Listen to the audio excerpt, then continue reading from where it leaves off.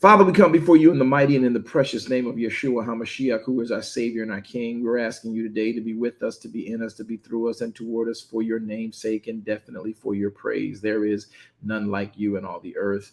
We're asking you to be glorified in all things. You have us in a place where we learn and we live and we grow and we grace. I pray you now that you be with us for your name's sake and with us for your praise. And that you would help us in our own mindsets to remember to bring glory to you first, and then what we desire comes after that. Help, I pray you, all that are with us to know you and to experience you and to grace and have the grace to walk in the places and ways of you, that you be glorified in all things. This we ask for, knowing that you hear and answer this prayer in the precious name of Yeshua HaMashiach. We say, we pray, Amen. Welcome again, beloved. We're so glad to have you with us. There is so much we want to discuss about the things of Elohim on today that just leave me in joy. Just thinking about the fact that he's always had a plan. There was a process in the Bible verse that says in Jeremiah chapter number 29 and 11. We love to read it. We love to talk about it, right? Let's just quickly go there if you don't mind. And my computer's going to get my Bible's font right. And once we get my font right, we're going to run over to Isaiah or Jeremiah 29. Many of you know it. Many of you know it. Jeremiah chapter 29. And we want to talk about what that looks like in him and what it looks like for us who are in him in the earth that he made for us. So let's look at those things very quickly.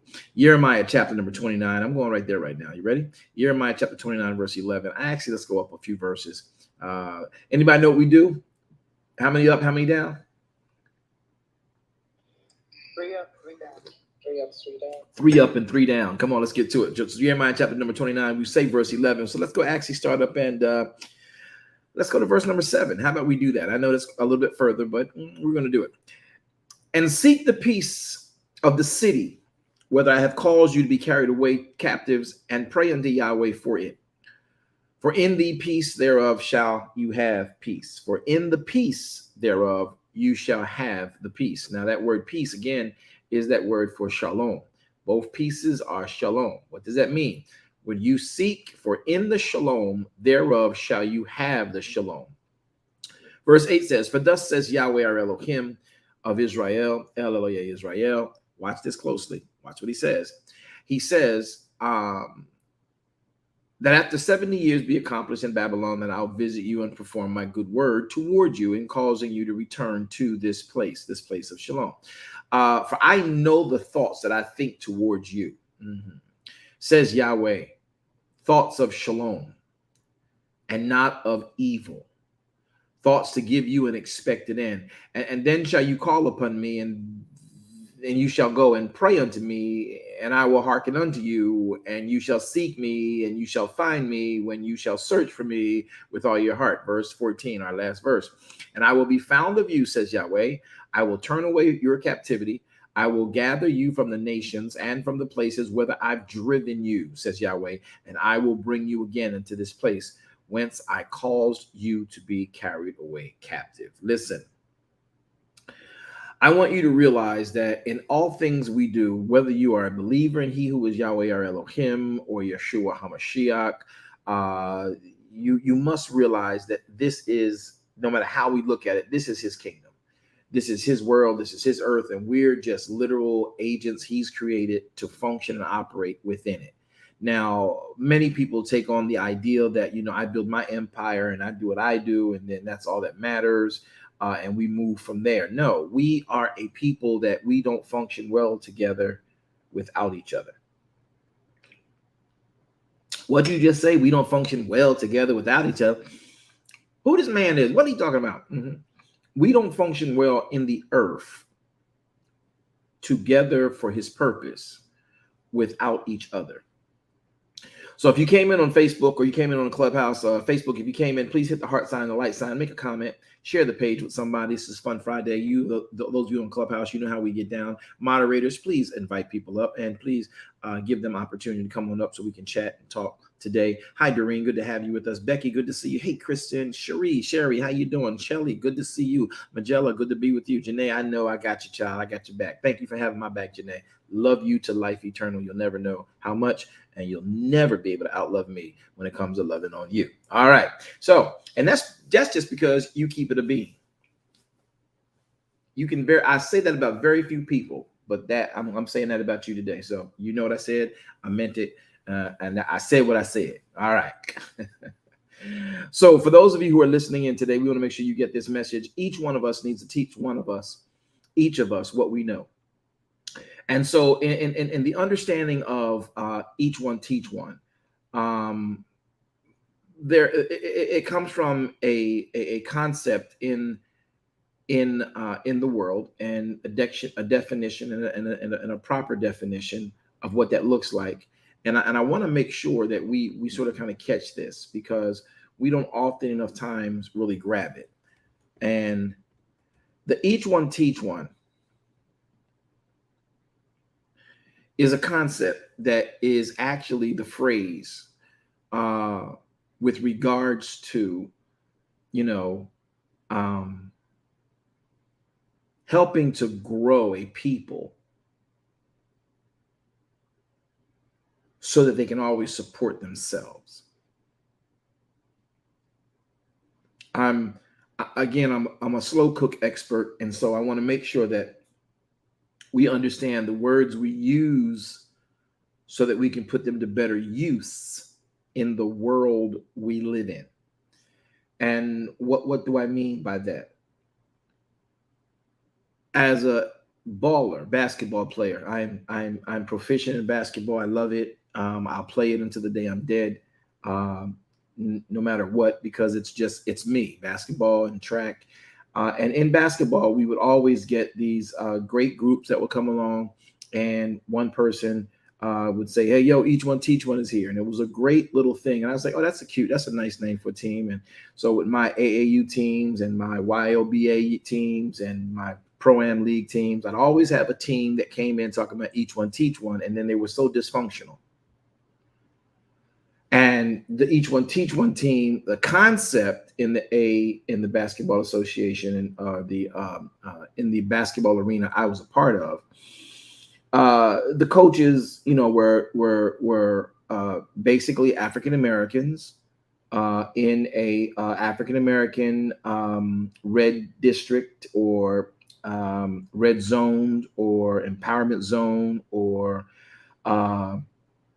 at-risk neighborhood, as they like to call it, with at-risk youth. So therefore, the coaches were people who came out of that environment, made it through college, maybe got a business in a good place in business, and then reached back to the at-risk area they came from to pull someone else up out and give them hope and a chance at a different view of life, and it's a very important, applaudable thing. And I applaud all who have done that. Now, if you know me, I take those concepts and I think deeper. I'm always thinking about these things. But then I would watch the teams get on the court, and though you're bringing one out, you would see the frustration sometimes when things were bad for that team, and how they would divert or defer back to their mentality from their hood, where it's like, it's just me, I'm surviving by myself. And then some of the coaches also, in their lack of success they planned, would also then become sort of kind of like, y'all ain't doing it, y'all not doing what we told you. And I would see that dysfunction amongst and under the umbrella of such a beautiful title of each one teach one. That's how the teams got started. That's how you got going on this program. And then all of a sudden, once the team starts showing a moniker of success, the coaches now started trying to build an empire. The students, the players, the mentees, they start trying to make their own name, and that's great. You want to push that, you want to promote that, but then you can see where the ideal of each one teach one breaks down at a certain plateau. It gets there and it just stays there. So now we take it. It's cute for a team name. It's cute for a neighborhood, community, nonprofit organization to get funding from a grant based on a corporate sponsor, and it says we're doing this. But then I'm watching the funded program, and I'm watching those over the funded program, and I'm looking and I'm seeing that when times get tough, we can abandon our mission quickly. We can abandon our mission easily. We can abandon our vision rather easily when things don't go the way we planned them to go. And yet we're saying each one teach one. So I'm going to come to the negative of it so I can bring us back to a great finish with the positive of it. And so that's what got me started on this subject. So I was dealing with a group, talking with another individual, and I'm like, okay, how do we make sure everybody knows the value of each one teach one? And you know me, I started digging and searching, and then I'm looking through the word. And I run across this passage where Yeshua HaMashiach is talking to his disciples. He's talking to his Talmudim. He's talking to what we know as the Shlechem, all right, the apostles. And he says to them, who do men say that I, the Son of Man, am? And the disciples all began to rattle off these answers that they heard in the streets while they were traveling to tell them that the Messiah is here and he is the person of Yeshua HaMashiach, Yeshua. And they would say, no, he's not. Or they would say, oh, we believe that's possible. Or, oh, we didn't know. Can we come and meet him? Right. So that was the whole concept. So he would ask them, now that you've been out and you've done what I told you to do, you've gone door to door in Jerusalem, in Judea, not to the world. You went into Jerusalem, you went into Judea, you went into Galilee, and you've asked the people, did you know Messiah is now living? Did you know Messiah is now in the earth? And they would either say, no, we don't believe that, slam the door in your face, or yeah, we sort of kind of believe that, or no, we didn't know. Can you show us? Right? So you get one of three responses, I would think. This is me being subjective, but the actual record of the conversation does indict it. And so when you read the record, he says, who do men say that I, the Son of Man, am? And then they would tell him, some say you are Jeremiah, some say thou art Osee, some say thou art that prophet, some say thou art a great prophet, and some even say you are Yochanan the Baptist resurrected or whatever, right? So he looks at them again and says, okay, now that's what they say, and they've not been with me like you've been with me. So here's my question to you all now, my Talmudim, my disciples, right here with me, who've been with me for 3 years now. Who do you say I am? And then Kepha, Peter, makes this statement. He says, thou art the Mashiach, the Adonai of Elohim. That's the phrase that means the Son of the living God. You are Mashiach. You are Adonai. You are Bar Elohim. Okay, you are Bar Yahweh, right? And so when we understand that we all got to teach one, Messiah gives Peter this very interesting charge. Later on, he says, Kepha, do you love me? Yes, I love you. All right, feed my sheep. Done, I got it. And then he says to Kepha again, he says it not long after, he says, Kepha, do you love me? Maybe he didn't hear me earlier, but yeah, of course, I just told you a minute ago. Yeah, I love you. Absolutely, I love you. He says, feed my lambs. Okay, cool. I got you. You told me that earlier. Then he let that pass and went on. A few minutes later, he says, Kepha, do you love me? And Kepha sort of kind of got indignant. He's like, all right, look, bro, because we can get comfortable even with our covering. And so Peter, in his, being, as we love to say, I always make this statement that, when people get familiar with you, when they hang out with you, they get to know you, they get to see how you really operate, how you feel about your family, how you dress, what you dress like, what you think about when you get your little insecure moments. And people, even with your leadership, can oftentimes become familiar. And in that familiarity, people can become contemptuous. They can also become complacent. But I know for a fact that familiarity breeds contempt. Kepha demonstrates that. And he says, I love you. Why you keep asking me this question? All right, Kepha, feed my sheep. How we know he became contentious is because he turns around after that He like, he done told me 3 times, and I know I told him I love him, and he gonna tell me 3 times, and then he turns around and says, so what is Yochanan gonna do? You want me to feed the sheep? What's Yochanan going to do? And Yeshua had to check him. Again, became familiar. And he checks him. Watch. We're talking about each one, teach one. He became familiar. And he says to Kepha, what business is that of yours? I asked you to teach my sheep, teach my lambs. Now, what we don't realize is when Messiah uses sheep twice and lamb once, he's specifically talking about anyone and all. Just because you're a lamb doesn't mean you're his sheep, right? And though you are a created being, doesn't mean you're his son or you're his daughter, right? That's how Elohim sees things. You're a creation, but your obedience and your knowledge of who I am and your desire to obey me, because without faith, it's impossible to please the Father.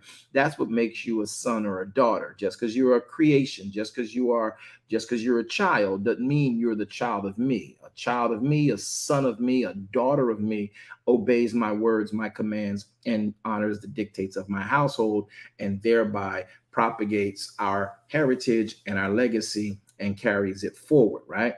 But everyone that's birthed from me doesn't mean that they're my son or my daughter. They're just a child. They're just a human in the earth. But when you are a human in the earth and you honor me, blood or not, you are then a child, or I should say a son or a daughter, one who has been and will be fathered or mothered or parented, right, by a group. So Messiah tells Peter, I asked you to do that. So my sheep and my lamb, I asked you to feed, because the sheep are those who really do believe in him and have been under bad shepherdhood. And then you have the lambs who are out there and waiting, and your job is to also communicate that to them so they can become sheep, not just lamb outside of the flock, but that lamb can come in and now become the sheep of this pasture. That was deeper than y'all saying amen. So what I want you to get is that when Yeshua speaks, he's very, very prophetic. You already know that, but we oftentimes forget it because we think parabolically that it's something from the past. But any parable that Messiah uses, any record where Messiah is speaking, is always prophetic about what's going to happen after he's gone. So he says to Kepha, Peter, feed my sheep, feed my lamb, feed my sheep. Kepha gets it. But then he gets busy about somebody else's business. So when you, in fact, are in the process of living through oppressive times, indentured servanthood, slavery or bondage to even your own thoughts, your own ideas, or you're forced to carry out somebody else's plan or somebody else's will, or you've been sold into, bondage, you've been sold into, born under a subserviency lifestyle, and you don't quite know how to get out, there requires those who figure it out within the subservient environment, within the slavery environment, within the bondage-ridden society. And they are those who have a spirit of freedom, because they know this is not where we're supposed to be. They know that I am a human. I'm at least equal to you, if not better than you. Matter of fact, I must be better than you because you figured out a way to trap me, to use my resources to help your vision. Because if you could do your vision on your own power, you would do it. Clearly, we do it better, and you've got us trapped. So your weakness can be offset by our strength, and then you keep us bound to you so that you control us to carry out your vision, which may be grand, but you don't have the strength to perform it. I said that, and that's deep. So I want you to understand that once you find a resolve within a subservient environment, once you find a resolve within a slave type ghetto, once you find a resolve within a bondage driven people, ridden, laden, burdened down people, somebody in that group is always sneaking around to learn, how do I get out of here? How do I get out of this? So when Kepha is talking to Yeshua and Yeshua is talking to Kepha, he is telling them, right now, I'm about to die. I've come to tell you that the Messiah, the freedom that we've been looking for, the hope that we've been praying for is with us and upon us. But watch what he says. He says, I need you now, since I am outside of the box of the temple religion, and you've been with me for 3 years and some change. I now need you to go back and teach the rest of Udea, my sheep, and the lambs, which will be the generation of people that are a flock that y'all know not of after me. I need you to make sure that what you've learned from me, you teach them. And this is something that I really believe goes not over our head, but we don't focus on it. And therefore, when someone else does this thing innately in a different arena, in a different environment, we don't realize that it is nothing new under the sun, and it comes from what we know as Machat Elohim, right? And that is the kingdom of Elohim. It's a kingdom principle. It's a Machat principle. It's a Machat Elohim principle. And we as Shalekim, we as the apostles, have to make it our business to every time we learn something new, unreservedly, unrestrictedly, and unselfishly, we must share that in order for the kingdom, which is in the earth, which we say we live in, but we're in this world, but not of this world. But yet the kingdom of Elohim, which is in his words, is the actual antidote for the world we were born into. I'm gonna say it again. The Machat Elohim, the kingdom of Elohim, the kingdom of God, is the antidote for the world we were born into. Do y'all understand that? I want y'all to catch that so that we can put things together in every possible way. Now, please pay attention to it. I hope you guys can see that. Are y'all paying attention to that? Yes, sir. All right. Now here's what I love about truth and about understanding the value of phrases we just throw around because they're coined phrases and they are idioms that we have adapted in our vernacular, but yet not understood in their wisdom. So when we take on the phrase that is here, that each one teach one, it's an actual function. And in that function, you can't become complacent because you've got to make sure you are consistent with it forever. Now, I'm going to go just to some practical things we know in the earthen realm, and the concept for each one teach one. So if you look at what I put to your in your title for this particular talk, this preceding word, man shall not live by bread alone, but by every word that proceeds out of the mouth of Yahweh our Elohim. Remember, Yeshua HaMashiach is the Adonai, our Elohim, in flesh. And he is telling Peter, feed my sheep. What you've learned of me, feed this to my sheep. Okay, I'll do it. What you've learned of me, feed this to my lambs. Okay, I'll do it. And what you've learned of me, feed this to my sheep. Now, how many of you understand that passage? Do I have someone that can find that passage for me? Wait a minute, maybe I can do it.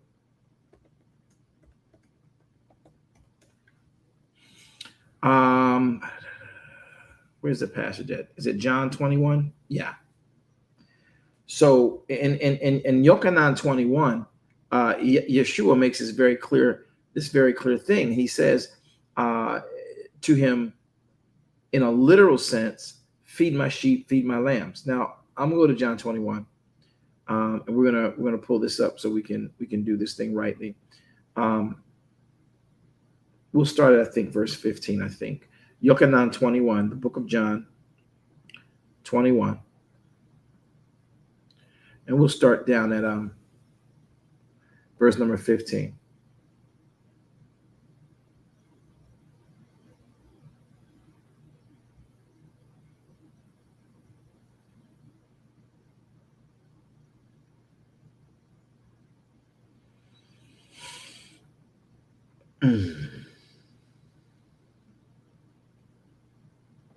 Well, watch this. This is extremely important. Verse 15 says, so when they had dined, Yeshua saith unto Kepha, Bar Jonah, love thou me more than these, Kepha? Yea, Adonai, thou knowest that I love thee. He saith unto him, feed my lambs. Verse 16, he says to him again, the second time, Kepha, Bar Jonah, love thou me? He saith unto him, yeah, Messiah, Mashiach, you, Rabboni, you know that I love you. He saith unto him, feed my sheep. Verse 17 says, he saith unto him a third time, Kepha, Bar Jonah, lovest thou me? Kepha was grieved, because he said unto him the third time, lovest thou me? And he said unto him, Mashiach, thou knowest all these things. Thou knowest that I love you. And Yeshua said unto him, feed my sheep. Notice he says, once feed my lamb, a second time feed my sheep. Now, many people don't pay attention to that. And then he says a third time, feed my sheep. So he says lamb once, okay? And then he says sheep twice. So when he says the sheep, you got to understand, he is talking about the sheepfold. When he says sheep the first time, he's talking about the individuals coming into the fold. The lamb, meaning they are not sheep yet. That lamb is from lamb to sheep is a maturation. It's got to do with aging and maturing. And then the sheep of the flock. Granted, a lamb is that, but he's like, feed and teach these who are here that are even associated with the temple, but they are not yet in the fold, and then bring them over by what you teach them. They'll follow you naturally. They'll know the voice of Elohim, and they'll leave the other religious,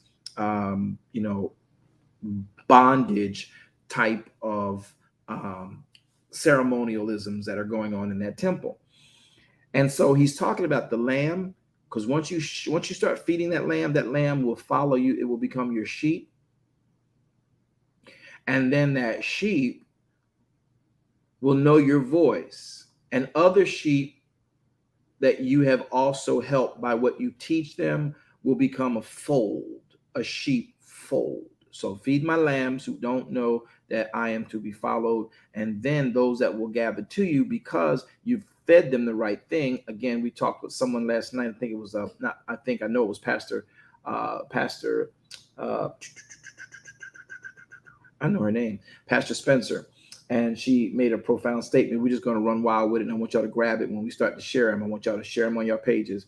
When truth speaks, wisdom listens. For those of you that caught our little pop-up clubhouse yesterday, I'm sure you respect that and appreciate that and value that. But those of you that didn't catch it, you can catch it on replay too. But Messiah tells Kepha to specifically feed my lamb. That lamb matures, it becomes a sheep. When a sheep starts following you because it trusts you, it's led by you, it knows your voice, other sheep will follow that. So then the second time he says, feed my sheep, which is the third time he told Kepha or asked Kepha if he loved him, he says, now feed my sheep. Meaning, once you get the lamb converted by virtue of telling the truth to them, not that you can save them, all right? But when you start feeding them, they're going to follow you naturally. When they see they're safe with you, they're going to follow you naturally. And then once they start following you, don't you get caught up with the big head. Feed the sheep the same thing you fed the lamb to convert the lamb. Now, once that sheep comes over, the sheep will gather together. Other sheep that you're feeding the same way that were lamb and you fed them, they'll gather. Now feed my sheep fold. Do y'all see that progression? Yes, sir. Yes. Absolutely. So what he is doing, he's actually doing what Messiah has asked for, and is doing something that this African proverb that you and I know sort of kind of comes from, but we don't give it enough credit because it's, we say it's an African a proverb, which is a beautiful proverb from some beautiful people. So the phrase each one teach one is an African proverb that originated literally in the United States during slavery. when the Africans who were brought here, i.e., the African Americans from all over the continent of Africa, all right, and they were brought over, and they were made slaves. And when these Africans, though coming over on the very same boats as their oppressor is, they would not, in this new land, stealing it from another group of people who were indigenous to this land, the boats filled with both um, free and slaves docking and deboarding from the same vessel. There were different classes. One was kept in the gully, one was kept down in the lower parts of the boat where it just wasn't, kosher. And then others rode in on the top where they had a bit more comfort and luxury. And so by the time the boat docked, the luxury got off and wielded canes and top hats and luggage and went about their way to start carving out a new life. And then their buzz saws and their axes and their jigsaws and their drills and all the tools that they used to forge their new life were in the cargo department of the boat, which were the slaves. You might not like the depiction, but I want to make sure you get a real good picture. And so they then would take those slaves and use them to fulfill their vision. Slavery.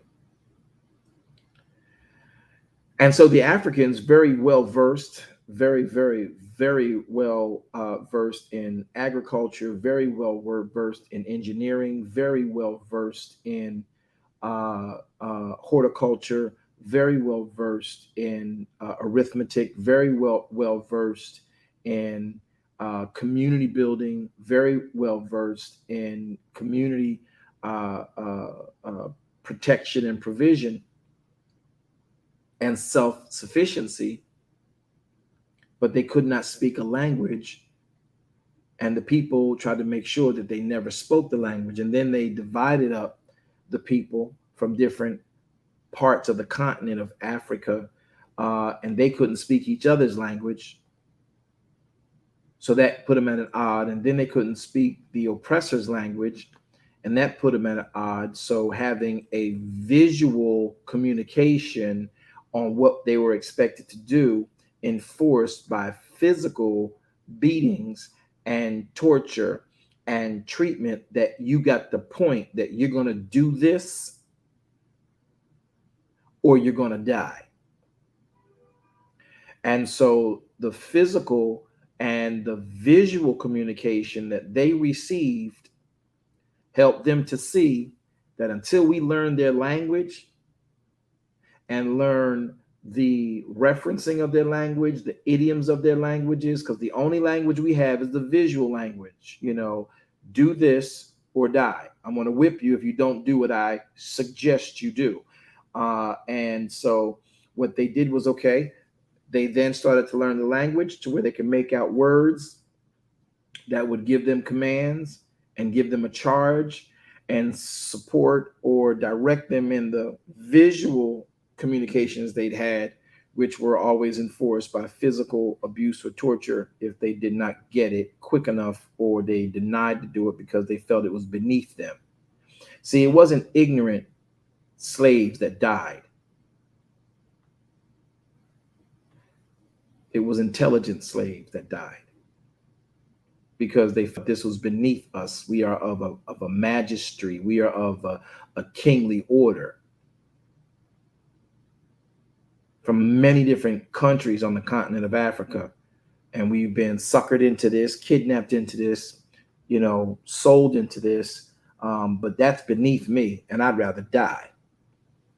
Some jumped off the boats. Some escaped and drowned themselves and threw their own children into the waters so that their children would not come up a slave, because they knew the writing on the wall once they got in that boat. and they figured I got a better chance trying to swim back home, and if I don't make it, I'd rather die than to go somewhere where I'm being forced to be someone else's plow driver, someone else's skill saw, someone else's hammer, someone else's tool. I am nobody's property. So it was never the intelligent that it was never the ignorant that died.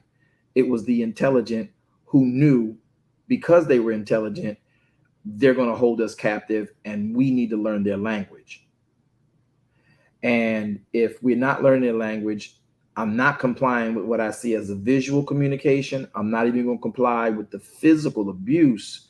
That's another form of communicating to me that I'm going to do this or die. Well, guess what? I'd rather die.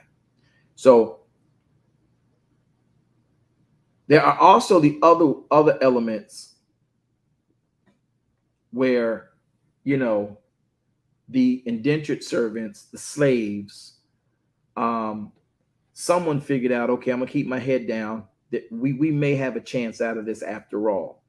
So let's find a way to get their books. Let's find a way to find favor with somebody so we can learn how to really talk their language, understand the nuances of their language, so we can get ourselves in a better position over time to get out of this, because, you know, we're hearing what they're saying about the land of the free, the home of the brave, and they were teaching them this Bible.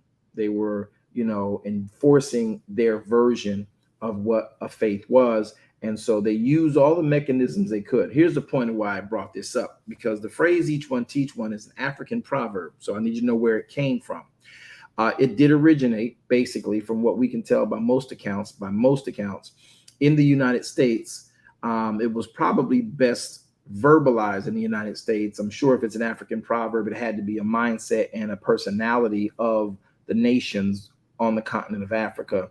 You know, hey, each one teach one. Older teach the younger, younger, you know, teach the younger than you. And so each one teach one. It is an African proverb that we really had jump out on the forefront of us when the United States slavery, when they denied the Africans that were slaves from different parts of the continent of Africa, a mixed body of people, mixed languages, that some were warring factions, some were not friendly neighbors, some were neighbors, but they, you know, they didn't really know their language that well, so they were still language deprived unless they met somebody from their region, right? And then to be under the pressure of English language, they didn't know it, and no one was trying to teach it to them. And the only thing they were teaching to them was hard labor and producing what they wanted produced. So the concept came in order to get liberated and to become free, is that when someone learns how to read or write this language, it became the responsibility of every one of the slaves that wanted to be free and empower themselves to teach it to someone else.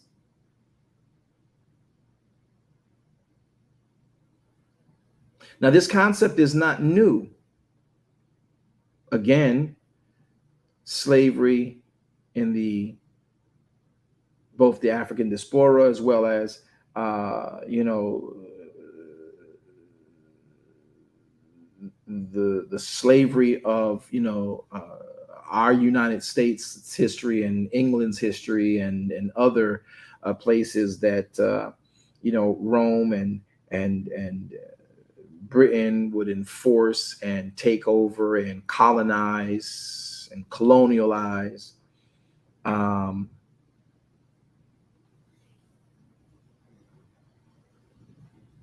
It's not new to those eras,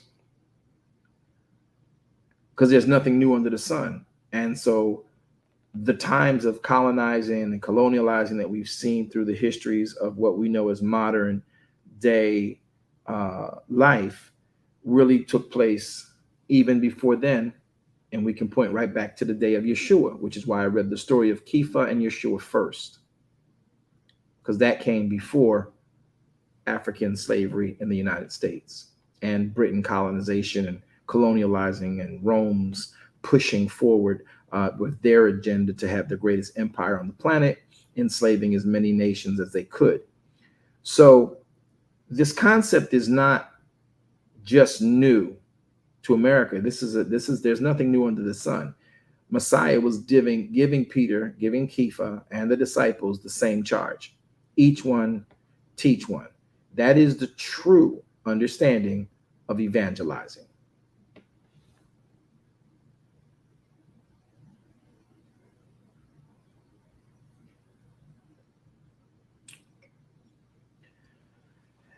And through our goals and our efforts over the next few weeks and months to deal with the miseducation of Christendom, each one teach one is a place that we got to go. It didn't say each one exploit one.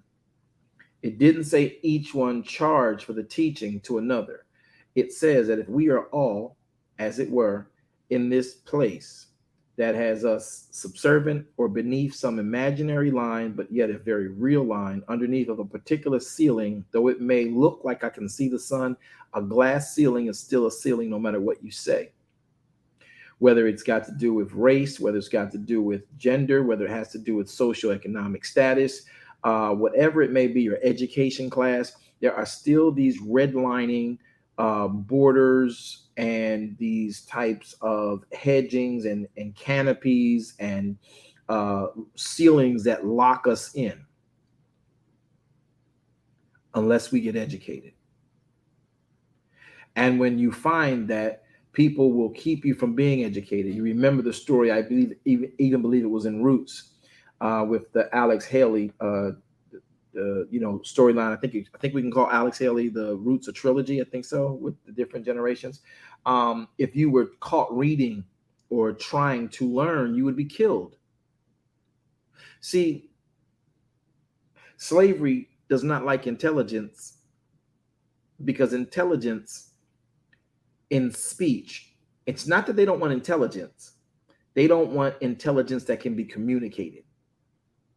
Because if you can ever cause a communication of intelligence from one to another, then different relationships can be developed. And if I don't like the way you're pushing things, I can go do this myself over here, as long as I can communicate with someone. So they would always, and people don't realize this, but they would look for different boats to come in when they bought slaves. They didn't want many people from the same tribe or same region on their plantation. Remember, because they were taken from a world that a people over there in that world had already made efficient and self-sustaining. I just need your back work because I'm too daggone lazy to do it, or I don't really know how to have the patience to get through it and pull it off. I got an idea, but I don't really know how to do it. And so that's really the basis for a lot of slavery. That goes back to Pharaoh, that goes back to Rome, that goes back to the United States and Britain. That goes back to the Medes, that goes back to the Parisians, that goes back to the Assyrians, that goes back to Ishmael. All right. Most slaves are made to be disconnected and non-communicating and just a force of power or a force of muscle, a force of a usable entity that will, get accomplished what I envision. They don't want intelligence. They just want you to do what we say do. So the concept of each one teach one is far deeper than what we have been utilizing it as. Now, there are some great men from Howard University, some great men from Norfolk University, and even from Rutgers and from Princeton that have made and pledged their lives, and Yale as well, pledged their lives to making the concept among the quote unquote African American communities right here in the United States of America, and in some cases abroad, an effort. But the problem was that the African community and the African American community is still just as divided within itself as the boats that brought over the myriad of countrymen from the continent of Africa. And though they were of the same melanation as it were, and they had the melanin in their skin, they were still very much different because they had different cultures and they had different languages, but they did have muscles. So the goal and the commodity for the slave was the muscle, not the brain. And the brain went to waste because they couldn't communicate. And the only communication they had to shift their brain power to learning the visual communications, learning the punishment communications that said, do this based on what I show you, and do it until from sun up to sundown. And that's it. So intelligence is never something that any slave owner, whether it's an empire, whether it's a country, whether it's a monarch, they want their people to have. They want them to be informed, but you can have just enough information that you're not intelligent. And if you can communicate intelligence, they really don't want you. And if you figure out a way to communicate intelligence, you become what we call a rebel to the cause, because you are. If I can figure out that what you're doing, one, you're not rightly paying me, two, you are abusing me to get it done, three, you have no intentions of ever being fair and equitable with me, then I'm going to have to go do this on my own. But if you can keep, because you got control as a monarch or a government or an authority or a slave owner, me from getting the resources that I need through the channels that I see readily available, then you have me at a disadvantage. And if I can't communicate with other indentured servants and or slaves such as myself, then I can't even go out into the world and try and hump it on my own. I'd still rather try that. More than likely, I'm going to die if I don't make some inroads or alliances and allegiances with those who are a part of the already established trade order. So to communicate intelligence could not be tolerated by any slave owner. Same thing is true, y'all, in Christendom. In the faith of Yahweh, our Elohim, when it came down to Yeshua showing up and the temple worshipers meeting him, seeing him, not understanding who he was, Messiah then explained to 12 to 120 people on a standard regular. He shared what he knew freely. Freely he had been given, freely he had received, and freely he had given. He wanted the disciples to do the same thing. The kingdom of Elohim, the Malach Elohim, the Machat, not the Melech, the Machat of Elohim is the antidote for any and all bondage. Because in the kingdom of Elohim, the Machat of Elohim is the Torah. It is the instructions on how the greatest kingdom designed to benefit every single solitary human on the planet, no matter who you are, Jew or Gentile, Greek or proselyte. It is the antidote for the bondage we are under because of Adam selling us into sin unknowingly, but nonetheless effectively. So when we talk about each one teaching one, the idea of each one teaching one is to spread the knowledge obtained. So everyone has the same knowledge and it becomes a betterment for our communities.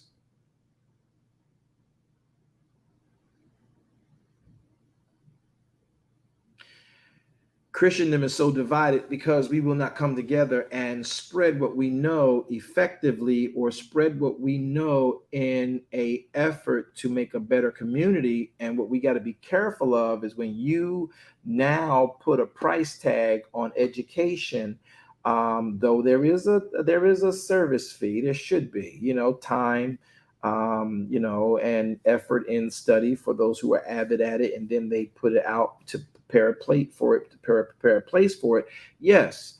But it should not cost as much as it does. That's because someone is still trying to lord over and still make slaves. The school systems now were designed to educate everybody. So we all had, watch this. See, the Machat of Elohim.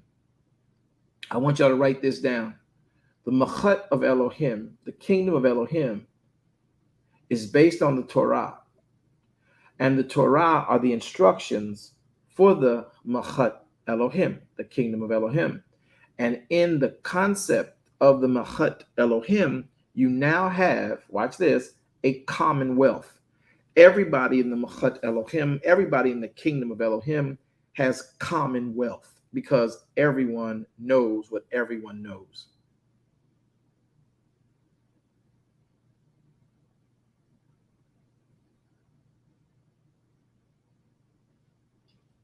That's the concept of commonwealth. We all had all things common. That's what the first church of Yeshua HaMashiach was under the 12 to 120 Shlechem apostles that once Messiah died, rose again, and resurrected, and then ascended into heaven, left on the earth. They began to teach everyone everything that they knew. And the apostles that walked with Yeshua for the 3.5 years did not go off on their own to start their own church, to start their own movement. They went to teach each one everything this one, Mashiach, taught them. And they did that freely. They taught you what Elohim wants. They taught you what Elohim wants you to give. They taught them when Elohim wants you to give it. They taught them how Elohim now moves out of this on your behalf. And if you honor this, like the rich young ruler, you keep his Torah, you will be a wealthy individual. Everybody in the Machat Elohim, everybody in the kingdom of Elohim has commonwealth. The reason you will always have poor among you is like Messiah told Kepha when he says, do you love me more than these? Yes, I love you more than these, then feed my lambs. Those lambs are the poor. But once you teach them, they become the sheep. They have a commonwealth, and then the sheep who have a commonwealth, they gather together, and now you have a sheepfold. So if you love me more than these, feed my lambs, feed my poor. Then once they've matured into coming sheep, do you love me, Peter? I sure do. Now that they've grown up, they've matured a little bit, still feed my sheep, because that's what the lamb became. Now, you still love me, Peter? Yeah, you know I do. Okay, so the lamb that became sheep, and now the sheep that are gathering together, don't forget, don't get complacent just because they're hanging out together and they have a commonality together and they have seemed to mature into a certain place. Still feed them my word. Don't get caught up in being the shepherd over them and you make decisions for them. You feed them my word.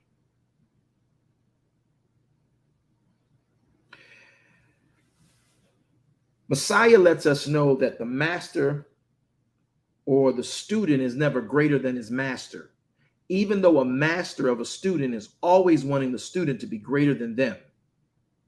The reason that the student is never greater than the master is because it's the master that opened the portal for the student to start utilizing and giving the tools to the student to utilize, to mine, to dig up, to extract deeper into an area that they'd already begun.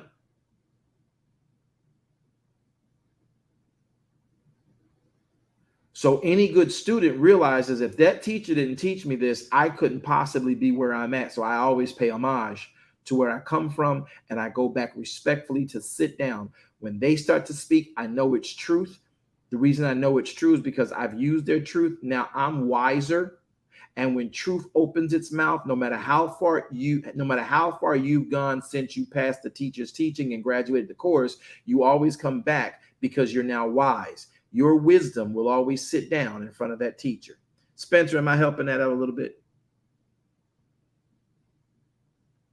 Spencer shook her mic, so she said yes. I'm going to take a break right now so I can drink some water. Moderators, tell us why we're here. Moderator, tell us why we're here. Shalom, everyone. Thank you so much for joining us today. The preceding word we are talking about each one, teach one. We want you to know that the preceding word is here every Monday, Wednesday, and Friday at 1 p.m. Eastern Standard Time. We also want you to know that you can join us for our Bible Book Club every Thursday at 1 p.m. and 7 p.m. Eastern Standard Time. Tonight, we enter into Sabbath studies, so please be sure to join us under our Midrash Kingdom Ministries Club, our Darash Kingdoms Ministry Club for our Sabbath Midrash studies. We are here Friday nights at 11 p.m. Eastern Standard Time and Saturday mornings at 11 a.m. Eastern Standard Time. Then on Sundays, please also join us for our Morrow After Sabbath service at 10:15 a.m. And under Darash Kingdom Ministries, not only do we have a Sunday morning service, but we have our Wednesday night Bible study that meets at 7 p.m. every Wednesday night. We appreciate you joining us today. We want you to know that all of our rooms are recorded live on Facebook at BWJ Ministries. Apostle, back to you. I'm grateful and thank you for all this and your help. We do have the best mods. I want to make sure that everybody understands. I see a lot of chatter going on inside of the actual space here on Facebook. I want to give y'all the clear up on that. It's not Melchat of, it's Melchat Elohim. Melchat means kingdom of. So it's Melchat Elohim is kingdom in English of Elohim. That's the English, right? So, and the kingdom of Elohim is run by, the Melchat of Elohim is run by the Torah. The Torah are the instructions for the kingdom. Okay? And those instructions, Torah, render all kingdom citizens a commonwealth. Okay? So you guys can edit and adjust your statement so that they make good sense. But I'm glad you guys are trying to put that out there, because that means you're trying to teach one by who should see this. All right. So now we talk about this, and we're going to go ahead and give some time for some dialogue in this particular monologue on each one, teach one. But I wanted to share and show you that there's nothing one new under the sun, and we do not take anything away from the necessity of the African American community, particularly in America, who has had to rely on this, and many insufficiently, because many have not kept it in the sense of we start in church and in certain communities, and I got to say, in the Black community, the African American community, and I am not casting shade of any way. I'm just telling a true assessment. We start a movement well, but we don't finish them well. Would y'all agree with me on that? Would anybody willing to come off a mic and just say, you know what, I might not like you right now, but you might be right about that? Can anybody just, agree that, yeah, we start well, but we don't finish well? You're right about that, Apostle. You are right. You're right. Amen, Apostle. Yeah, because we'll gravitate to a movement in a minute. I don't care what it is. Black Lives Matter. We don't even understand what it means. Equality. Freedom. We'll start all these great movements. And we don't finish well. Partly because we really don't understand what they are, and that's the intelligence piece that we talk about all the time. I like the way Dolores Rogers puts it. She says it's sad, but it's true. And with that being said, we don't cast dispersions, we don't cast shade, we're not coming after it. But I happen to be a African American, and so this is a very important thing for me. And so for me, when I took on the concept of each one teaching one, I made it my business not just to teach them sports, because at one time, the way out of slavery, we thought, the way out of poverty, we thought, was, using our muscles in another slave game called athletics. Like it or not, when you play for a team, football, basketball, hockey, soccer, football, you're still a bunch of workers on an owner's plantation for his entertainment.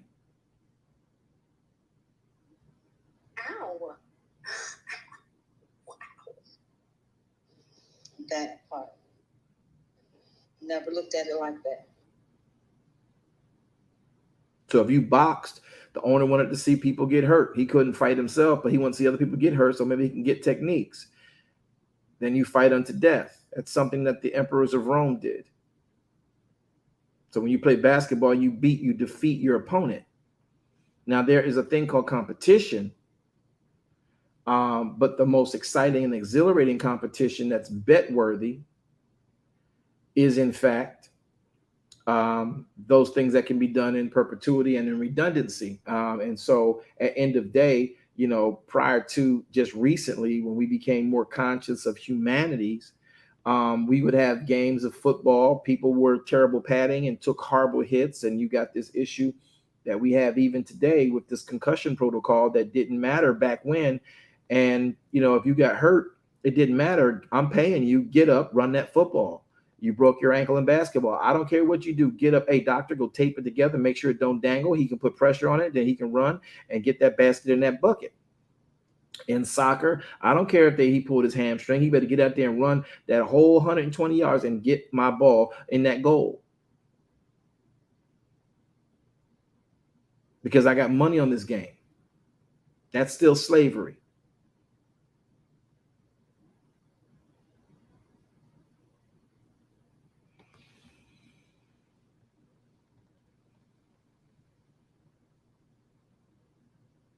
So it wasn't a matter to, there was a time when we felt, I see, I must not be talking right. There is a time when we thought that, teaching our children how to be great athletes, moms and dads running to basketball games and football games and to, Pop Warner and Little League and all these great avenues that the plantation owner made so they can mature, who would become their next high value slave that they can play on ESPN, still slave to the owner. Because the families that own these teams own the plantations that you play on. They own the places that you go and hustle at. So you still, yes, ma'am, yes, sir, yes, massa, no massa. But because you got paid a heftier fee than the ones that were working down at the mill, that was acceptable, and that was what we felt a come up. And in truth, even though you got the money, they still controlled the sheriffs. And if they felt you were too far off the plantation, though they've given you finances, they could still reel you back in. Because you could never get in certain circles. You could never come past certain glass ceilings. You could never go into certain clubhouses. You could never make it to certain dinner places. And no matter how much money you had, that doesn't change our moral compass. And at the end of the day, you got your little bit of money. I kept you non-communicating. I kept you divided within your group. And you're always going to be a crab in the basket, so your money will stay with you. And we never take the time to teach our children anything other than sports. And now we got all these coaches who can halfway sit down because their knees are blown out and their backs is blown out, still trying to give hope to young people as to how to come up through the ranks of these athletics, which are very good. We need those athletics. Don't misunderstand me. It's just the way we're doing it that bothers me, that we don't realize it's still slavery. But it is what it is. You talk about it, you get muted in the society, and then they get this whole cancel culture now that will just tell you to be quiet and don't let people listen to you and blackball you from being a voice of truth, because foolishness doesn't sit down and listen to truth.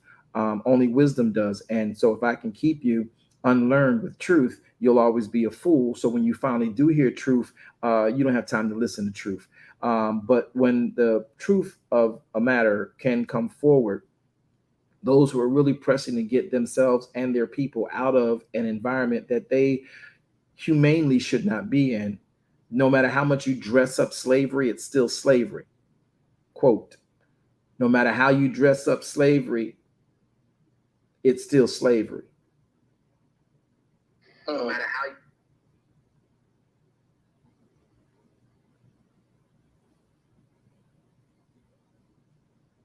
See, because once you get put down in that arena, somebody owns you. It's like a horse racing. The owner of the horse will put that horse on that track. And though there are many horses on that track, all those horses on that track don't have their freedom. They're given a burden called a jockey who happens to be in with the owner.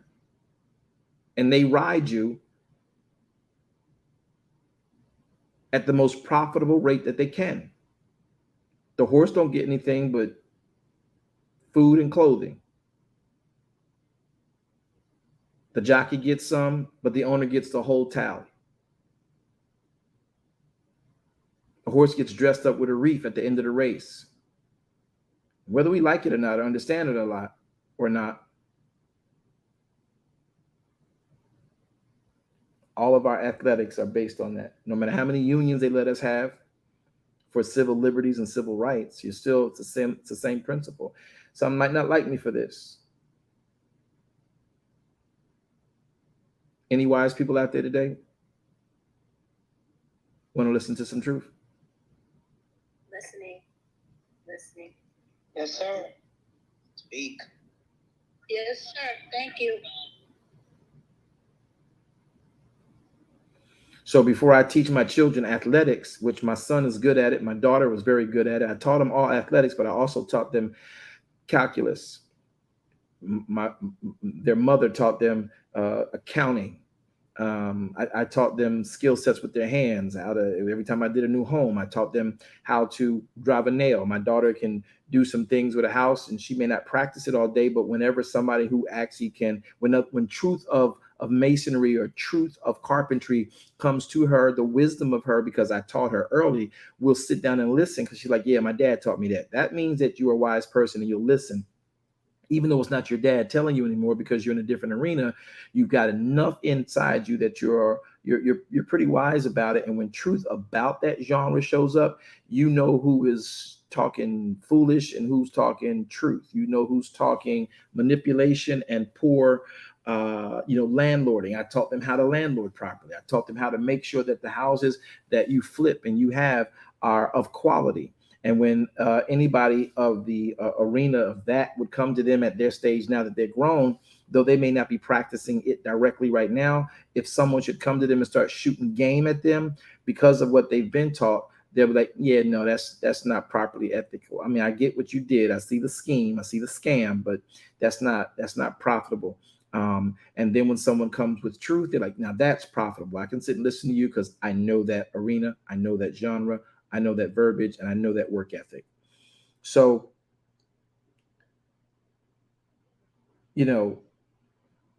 each one has to teach one. And sometimes we think we're teaching our children because we're taking them to church, but we're not the pastoral leadership to them. We're taking them to a ballet class. We're taking them to swim class or for swim lessons, for swimming in competition.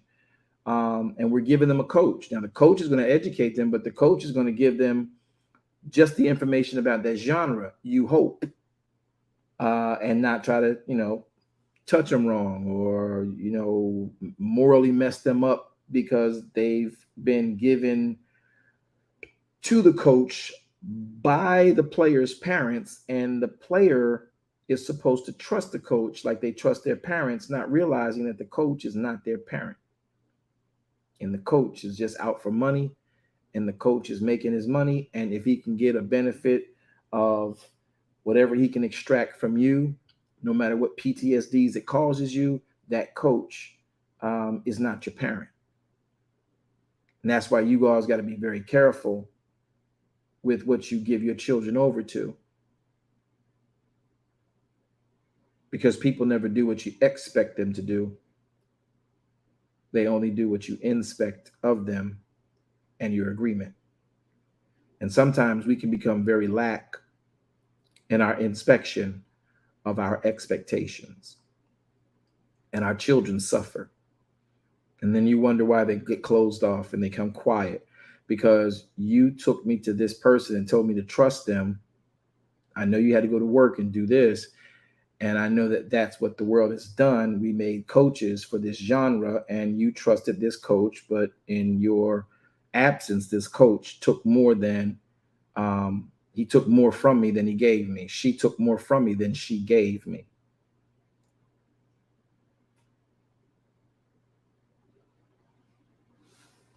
Are the wise still out there? Yes, sir. Is that too deep? Got it. It's pertinent. So each one teaching was a real responsibility in any community. Now, if you no longer are considering that you're a slave in a society that does not give you autonomy, then that's a problem. Until you have and make and generate and provide for yourself, you're still a slave. Until you have not riches, but common wealth. Wealth and riches are different, people. Riches are fleeting. Wealth is a recreating, churning, perpetual render of a valuable substance. Riches are the render of the valuable substance, not the reproducing of it. And if you spend it without making it wealth, then riches are fleeting.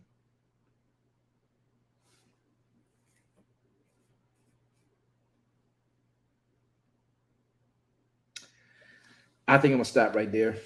I think I get too deep on these things, and people think that apostles just, in his head on this stuff. But if you're gonna do this and we're gonna understand this, each one teach one is a Machat Elohim principle.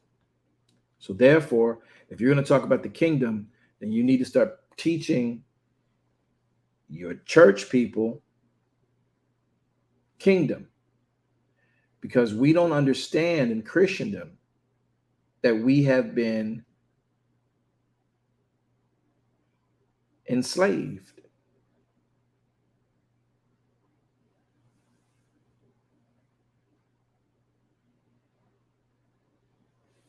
Why you think Yeshua said, take my yoke on you? My yoke, which binds you to another, is easy. The one you're under right now is really hard. Your church membership is really hard. I mean, it's a hard yoke to bear because, you have misunderstandings, misgivings, miscommunications, mistakes, missteps in working with someone. If you're yoked up to somebody who has a broke ankle, then there's going to be a ring on your neck from the weight you got to bear because of their broke ankle. And then there's 4 other people on the same yoke with you that have the same issues. And Yahweh, through Yeshua, was telling them that my yoke is easier than this religion yoke you guys been yoked up to in this temple. It was never designed to do that. So now that I'm here, Kepha, teach my lambs. Feed my sheep, feed my sheep. And he is telling you and sharing with you and helping you to understand that my yoke is easy. And the burden I put on your back, it's light. Basically, it's just clothing. I'm not putting a jockey on your back, making you carry it to the finish line. I'm putting a garment on your back so you can be dressed at the finish line. Y'all not going to talk to me at all, are y'all? Okay. That's good, Apostle. That's good. And see, his yoke basically is the Torah. It is not basically, it is the Torah. It's easy. Just do it. His burden is light. He gives you a garment of praise for the spirit of heaviness. It's a garment. It's not a burden. It's light. It's lightweight, breathable, absorb sweat. So when you get to the finish line, and you don't have to win the race. Listen to this reveal. This just came in fresh off the press. Y'all ready? Y'all ready for this? Y'all ready for this? Y'all ready for this? Come on, I need you to be receptive to this one. Y'all accepting this? This is coming. Y'all have expectation on this? Come on, give it to us. It just came. That thing just hit me so deep right now. Listen, I need y'all to receive this. Listen, Yahweh is like, you don't have to win the race. You just got to finish. Everybody gets the same prize. Hallelujah. Y'all didn't hear that. That's good. I heard that. Amen. You're racing to win. This is not a competition. This is an end goal for everybody. Everybody got to get across the line. Nobody wins. Everybody who crosses the line is the winner. Don't fall short of crossing the line. Pressing toward the mark of the prize does not mean you're in a competition with your brother.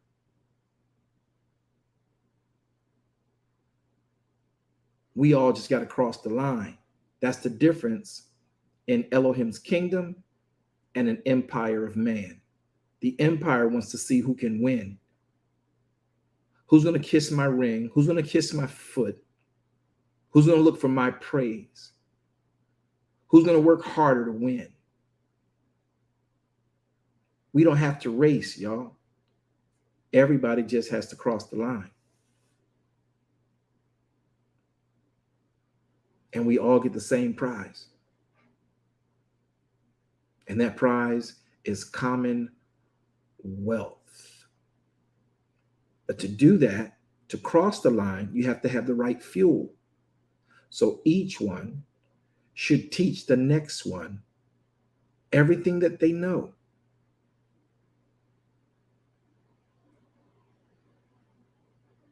It's amazing how people will listen to, I hate to do this, it sounds like I'm plugging myself, but listen, it's a miracle. It's amazing to me every time I hear multiple people say, you know what, Apostle, you just give and you pour out so much. I'm like,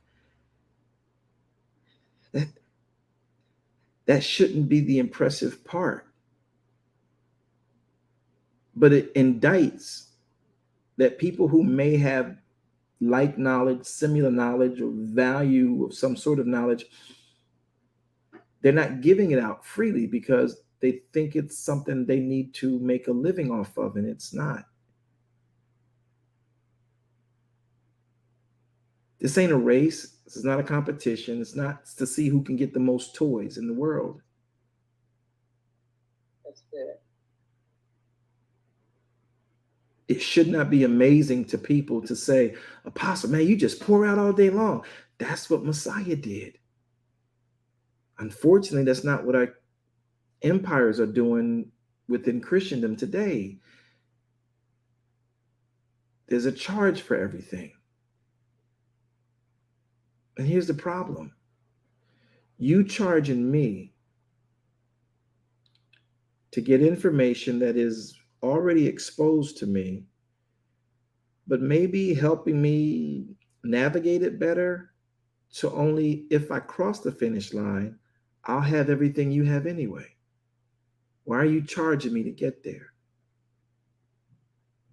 Well, I was charged, so I'm charging you, and you going, that's just it, my time and everything. Okay, I get the service fee. But that's become the gospel of Christendom in a way.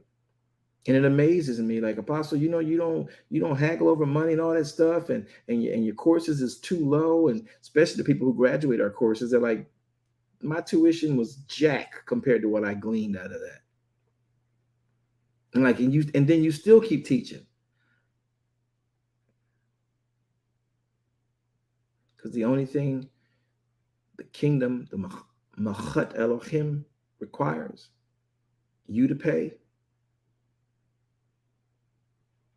is attention. The problem is we don't have enough people with good intentions to teach the up and coming people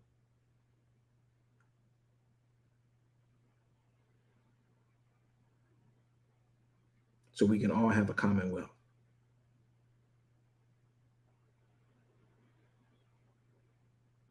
The prize we should be pressing for in the earth is a commonwealth. And we have a competition rather than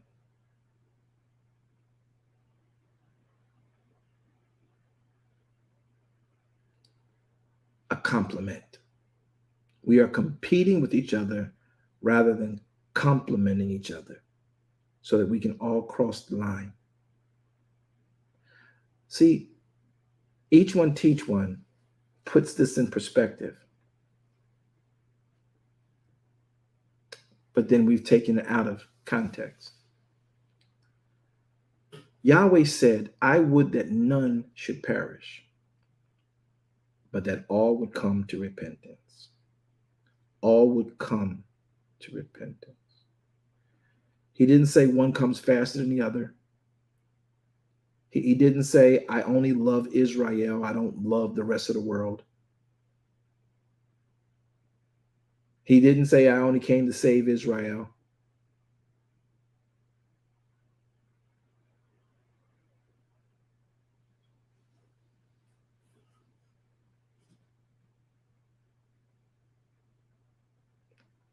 I would that none of my creation perish. That's my will. But they have their way. I've given them moral free agency. And they have the right to choose whether they follow me or their own pernicious ways that they were born with because of Adam and the tree of the knowledge of good and evil. Now, those of you who've failed enough in those ways now have understood the truth of Yah's way. Teach it to the others who are trying to find their way out of the world's way. Each one who came out, teach people trying to get out so that we can all be on the same side where commonwealth exists. No one's greater and no one's smaller than the other in Machat Elohim.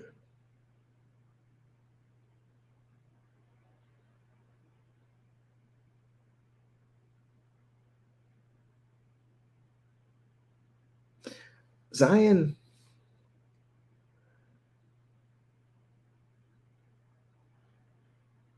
he wants you to know truth.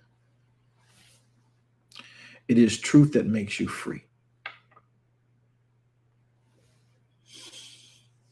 Notice it doesn't make you free and any other place. It makes you free.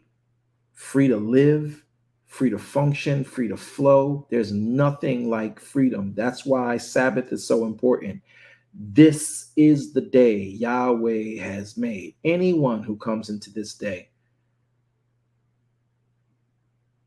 will rejoice and will be glad. It doesn't matter who you are. It doesn't matter what your skin complexion. It doesn't matter what your bloodline is. It doesn't matter.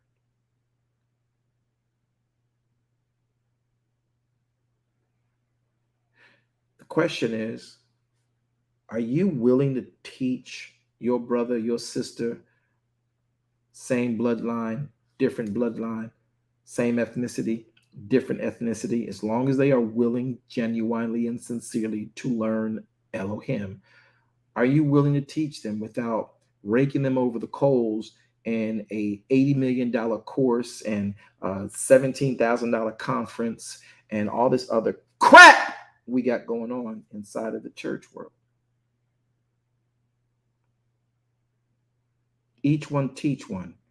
If we all have our resources on peak, living together in the same community, we don't need anything but each other in unity. For there, Yahweh commands the blessing. You're trying to get it how you fit in. You're trying to fit in. You're trying to get in where you fit in and get it how you can. And we're compromising everything about us until we become unified to realize that, hey, I want to go back to the days I could leave my doors unlocked in my hood. Because we were all so broke. We all had the same thing. Until the cocaine game and the heroin game or the cocaine game kicked in. Then anything you had was valuable for me to get what I needed. And then if you were selling cocaine, you now had to get out of the neighborhood because anything you earned, any cocaine crackhead would want to rob you because you earned it. I'm giving y'all facts that happened where I live. That's my testimonial of why I'm so passionate about what I teach you when I teach you kingdom.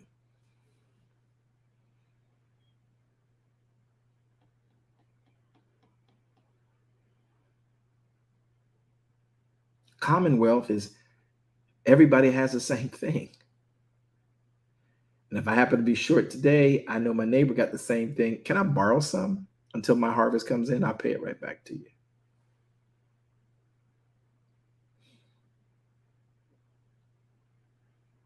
Amen. But each one teaching one is a beautiful concept. We've just poorly displayed it. It requires us going back. If you made it out as a money-making person, we don't go back. We don't give a hand out. Watch this. Sorry. We've not been cultured to give a hand up. We've been cultured to give a hand out. I'll give you money and you go spend it over there. I'll give out to you, out and away from me. Y'all understand that? So when I give out a hand out from where I'm at, I'm giving a hand out. A hand up says I'm bringing you into where I'm at. Wow.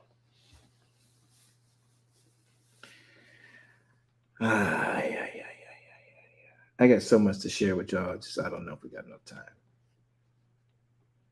Y'all understand that? The difference between a hand out and a hand up? Yes, sir. Yes, sir. Amen. Yes, sir. Right, indeed. Absolutely. Make that a quote.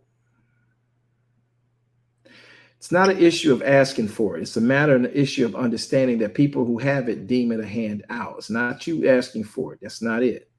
It's what it is. A hand out is something that says there's no strings attached.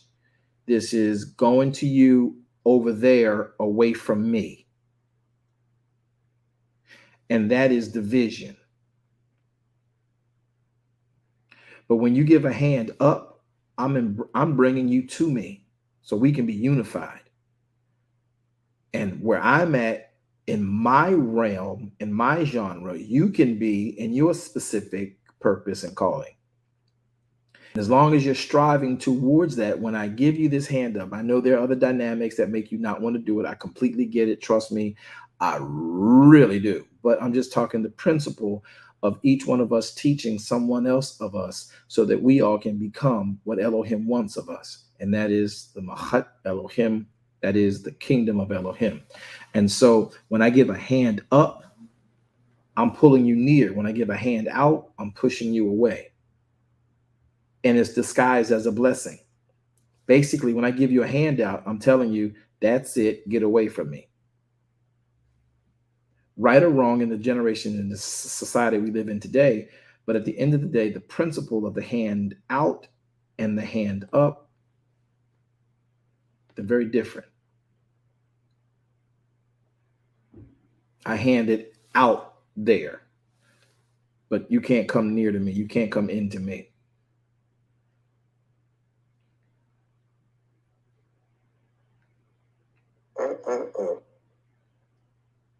hand up means I'm pulling you near. How can we do better together?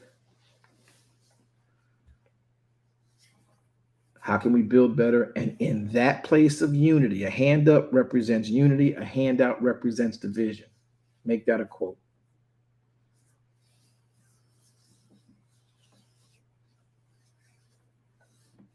All right. Well, I went over my time again. Hope you guys have been blessed.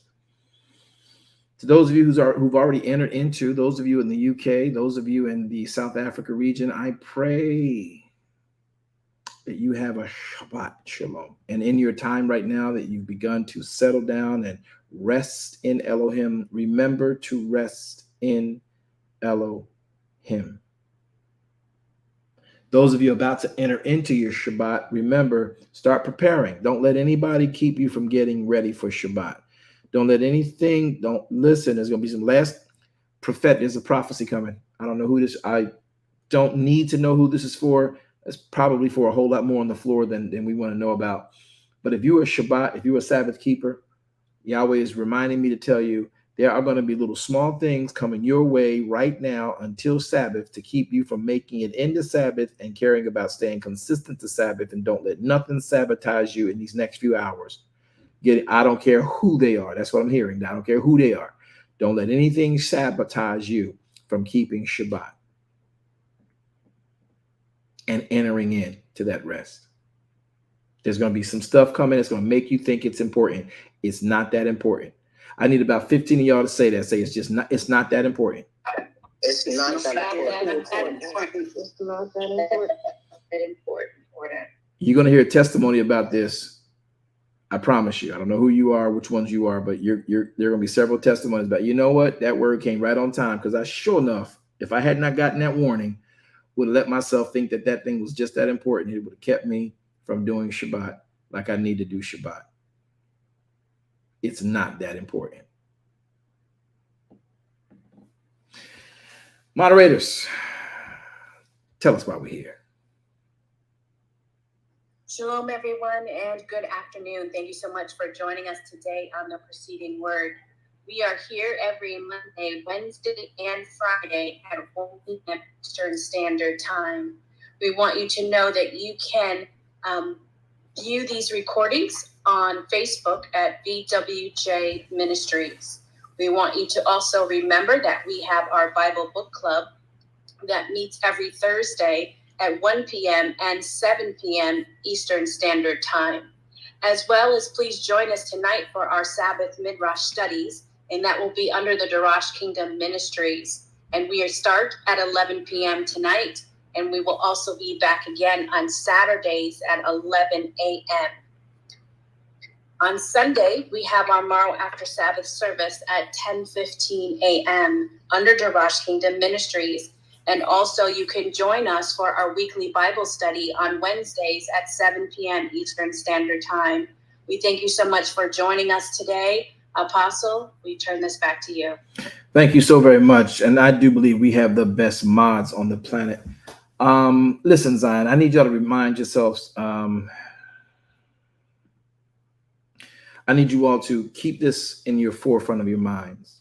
As you enter in and prepare for Shabbat, remember Yahweh is not looking for competition. I want us to begin to adapt a different culture.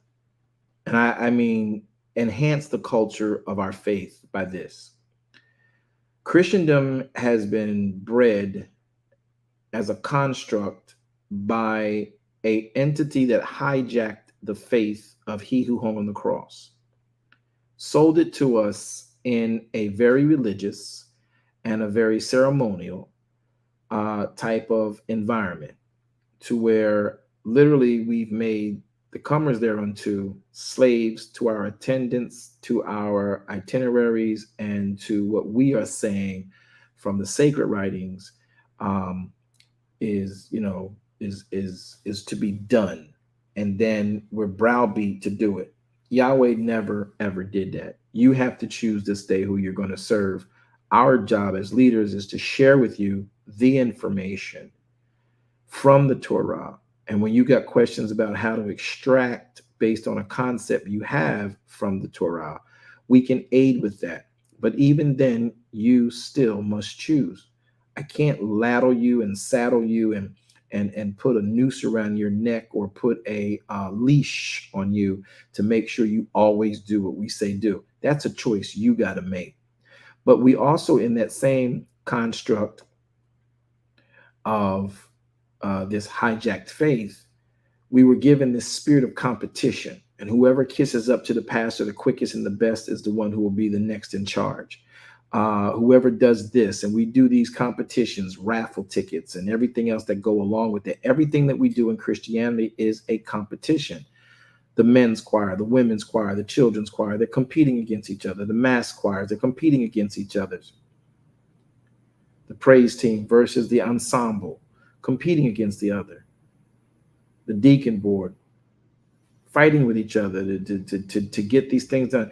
I don't want any longer us to keep operating under the spirit of competition. It should always be the spirit of complementing one another, esteeming one another higher than themselves. And though you are to be confident and not insecure with you, you should be so confident about you that you can give to someone else who may need just a push up. And their position may be above you, but you know it's not a competition. It's a matter of putting things in order for the kingdom. And I'm so confident in who I am. I have no problem pushing up, blowing the horn of someone else, because I want to compliment you. If you shine bright, we shine bright. I want the spirit of competition. I want the spirit of comparisonitis within the faith of the believer. I want to transfer it into a spirit of unity, compliment, esteeming of one another. That's why I share. That's why I fellowship with as many as I can.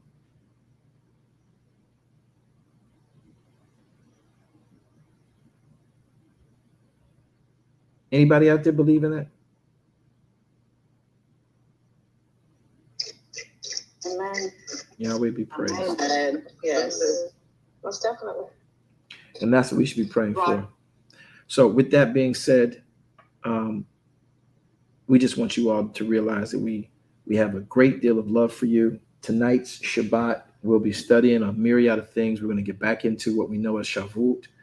And I want you all to understand it from the elementary stage, so that we don't have to be trying to cut down erroneously things that we've learned. Is a significant thing. Hey, my dear brother, Dr. Usef, man, I didn't see you down there. How you doing, sir? If you want to come up and share, you're more than welcome, my brother. Love to have you. Good to see you in the room today. I just happened to look down. Good to have you, Rosie B. It's a joy. Someone give my brother an invite if he will. He may or may not take it. It's up to him. We have that respect for each other in each other's rooms. Sometimes I just want to go and sit and listen to him talk, Sometimes he may do the same thing with me. So Brother Usef, if you desire, sir, it's your call. Love to have you. But I want to make sure that we get ourselves past this spirit of competition and into a spirit of camaraderie, a spirit of compliment, which both of them represent unity. And if we're unified without competition, Yahweh can command the blessings on our lives. And the reason we don't have the blessings on our lives is because each church is competing with each other. Can y'all see that? And Yes, absolutely. And it's completely unnecessary. And because if I got to get to the top by stepping on your neck and killing you, what happens to thou shalt not kill? If I got to get to the top by casting shade on you,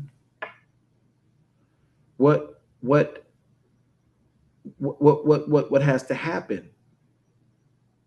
if I'm casting shade on you, if I'm putting your light out, my light does not shine brighter. As a matter of fact, to get more people's attention, we need more lights shining. I would do well serving my Elohim, you serving the Elohim you say you serve, serving the same Elohim. We would do well to make sure the other's light doesn't go out, even when they self-sabotage, even when others cast shade on them for reasons and issues. Our job is to make sure we restore such a one any way we can, of course, within the actual confines of proper belief in Elohim.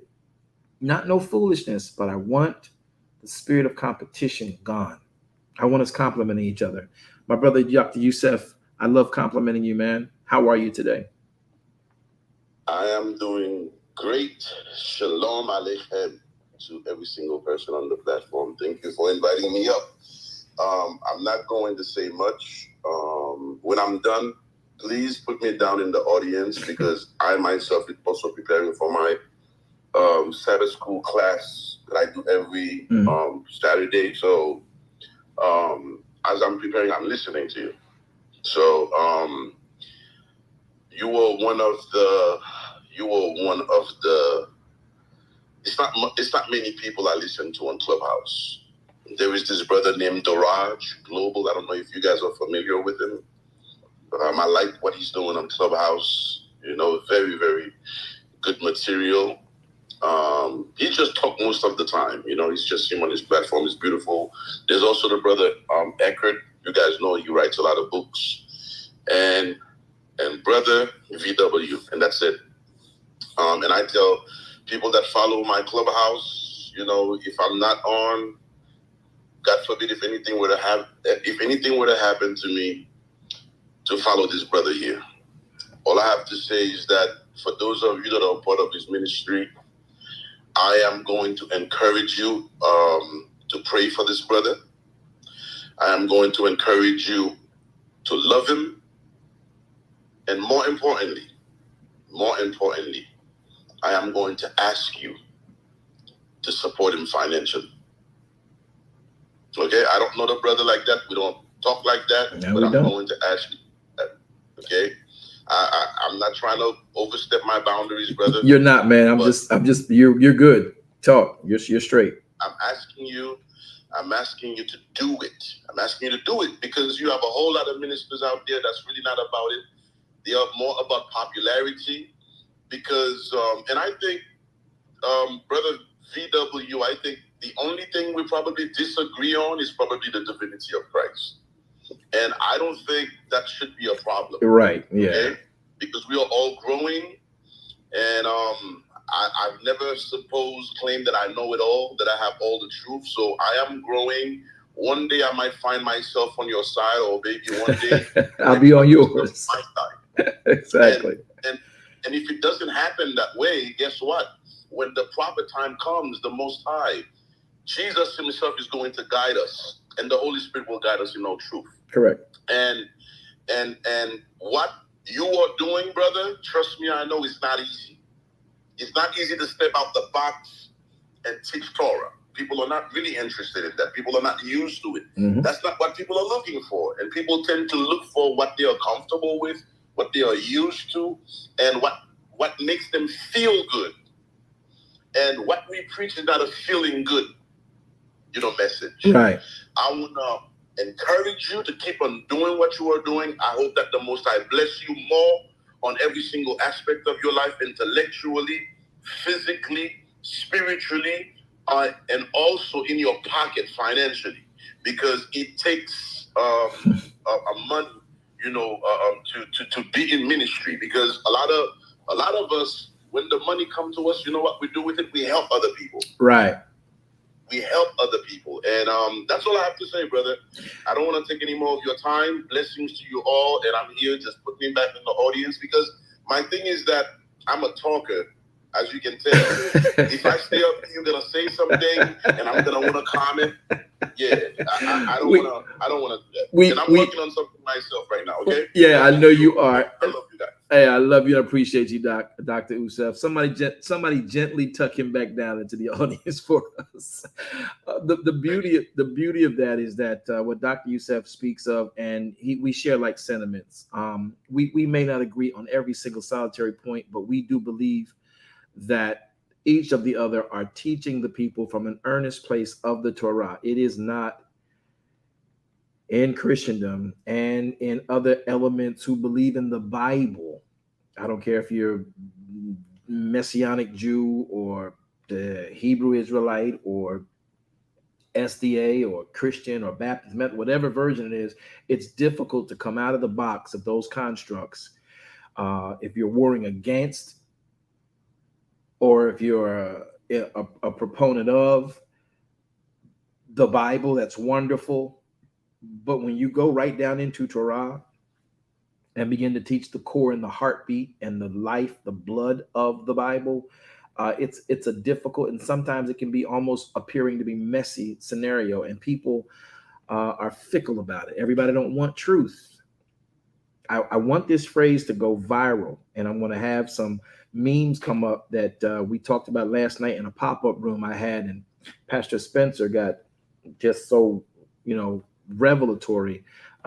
She shared from what we had been teaching that night. She says, what I took away, Apostle, from that teaching to last night we did on Shavuot, was when truth comes, wisdom listens. And we had a lot of people who are just not wise. We have a lot of people who are just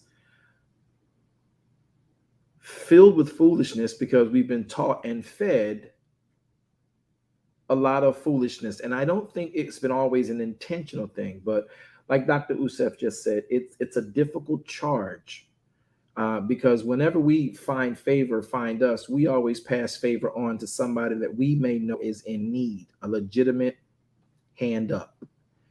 And, and then we have others who just will gladly, willfully show and sow into them and feed them. And, and they have no intentions. It's just all self-gratification. It's all self-elevation. And it's not about the kingdom. It's not about the commonwealth. It's not about how we're supposed to actually operate and be sustainable together. And so that's one of the things that I love. But like Dr. Usef, for me, when I'm in his room, I just listen because of we're educators and we're teachers and we share.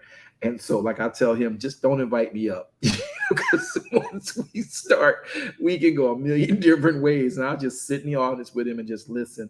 Sometimes I'll pop up, and but that's why he says put him back down in the audience. I completely get that, and I do that on other people's rooms as well, because once I start, talking about certain things, it starts questions. And once they start talking about certain things, we start chatting about it and we're finding new ways. It's a beautiful thing to do, but there's also programs that have been set with time zones. So I respect Dr. Usef. And for many of you that I've told you, if I'm not on Saturdays before I get on at our time, which is 11 a.m. on Saturdays, if he's on earlier and you want to get, stay in the Torah, run into Dr. Usef's room. I listen to far fewer than he listened to on platform. And so if I'm on and I feel like I just want to be somewhere, there's only one and himself that I'll go and listen to on this platform, at least on Clubhouse. I got others that I deal with from my spheres of studies, but yeah, we share like esteem of one another. And I would like to say go ahead, Doc. Else. Yeah, I must have said something else.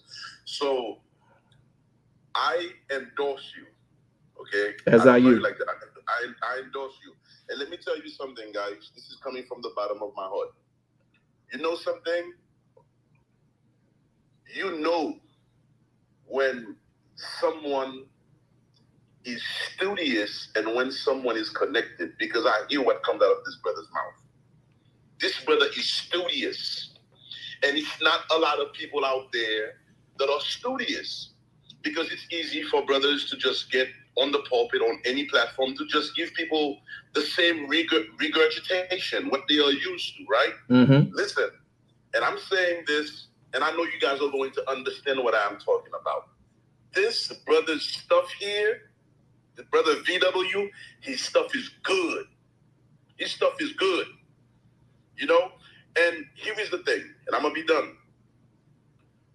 When it comes to the word in the way of approaching the Bible, unless you have the Spirit of the Most High yourself, you ain't going to get the revelation. This brother's full of revelation. Listen to me. I'm not talking about dogma. Okay? And that's how you know who's moving according to the Spirit and who's not. This brother is full of revelation. There is no way. I know the brother's not perfect. Nobody's perfect. Thank you. And I don't want you to feel like he gave me some money, Oh, no. for me to talk about it. This is not what's going on here. No. It's just that I'm excited to see people that's doing the Most High's work. And this brother's full of revelation. And all I'm going to ask you to do is to be obedient and just, support the brother. That's all. Support. And that's it. I'm done. Brother, listen, now before you get off though, this is not some we pop in when we feel like popping in. This is not something y'all already know. We ain't got to explain that. Y'all know we don't get down like that. And brother, I appreciate you. We also esteem and endorse you. And that's just the way that is. And I think that's the way we need to be. Complimenting and esteeming one another. You were going to say something, my friend? No, I'm saying go ahead, man. Keep on doing what you are doing. I don't want to stop the flow because I'm here listening and taking notes. So just put me in the audience. Thank you. Somebody handled him well and neatly tuck him down into the audience. Appreciate you, Doc. And we speak Shabbat Shalom over you and the entirety of your ministry and those that follow you there as well. Well, they often say at times, a man is without honor in his own nation, and it takes others who come from other nations and had to build theirs from the ground up to appreciate the work that already exists elsewhere. And again, as I told you guys, with all due respect, if I'm not on Sabbath and what have you, if you're on other days, you see his rooms up, please drop in. You're going to come away with the same type of revelation you get here. And that's why I esteem him and fellowship with him, because we are fellows in a ship, this ship that happens to be wrapped in what's called Christendom, trying to get it to the other side and maybe free us from a lot of the dogma and a lot of the putrid. I love the way he put that. There's a difference when you are studious and you are connected.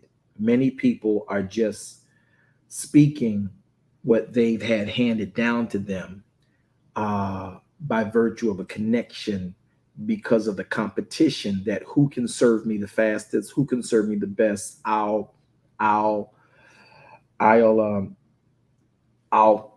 pour into you that compete for that position.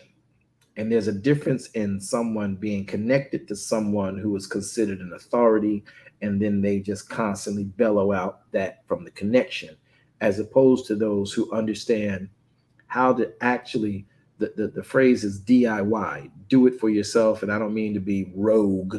I mean that know how to go into the writ, have a relationship with El Elyon, the Most High, and then allow for yourself to let him show you from the writ what he is intending for the people to know.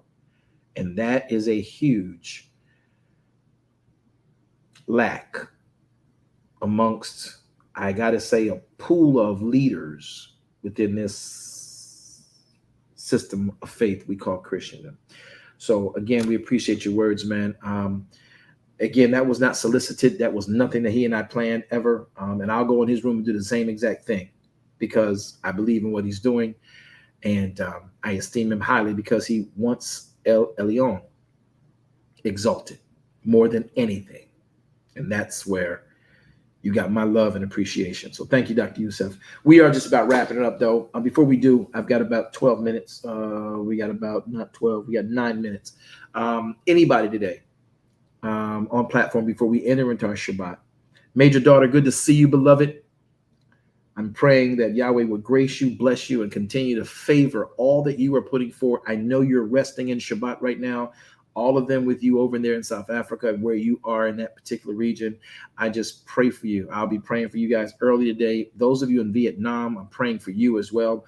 Be strong, Esther. We're praying for you and your mother and all the work that Yahweh has placed in your hand to get accomplished, as well as those of you down in the Ghana, Uganda, and Cote d'Ivoire.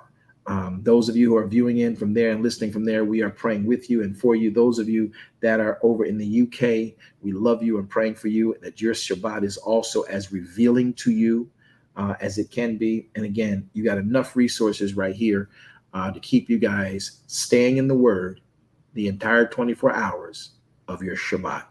Remember, only what you do for Elohim, only what you do for Mashiach will last. Get the word so you can last. The race is not given to the swift nor to the strong, but to he who endures to the end. Again, you don't have to win this race. You just got to complete it. This is not a competition. So if I see you struggling going to the finish line, I'm not going to stop and say, ooh, they struggling. Let me get there first. I'm going to grab you up by your shoulder and say, hey, you good? Come on, let's get there together. And I'll slow down if I have to. And if 18 people pass me on way to the finish line, as long as I got you, I know that I'm pleasing the Father because we are going to make it together. Christianity should never have been about competition. It's supposed to be about brotherly love. And we talk it, but we don't practically do it. Because it preaches well, it sells well, the ideology sells well, the commodity of it sells well, but the practicality for many, we still have that nature where we think it's a competition, and it's not. Elder Rogers.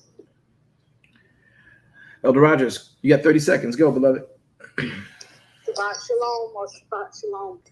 The most beautiful thing it is to see somebody competing for the same goal, to outdo someone, not in a negative way, but in a positive way.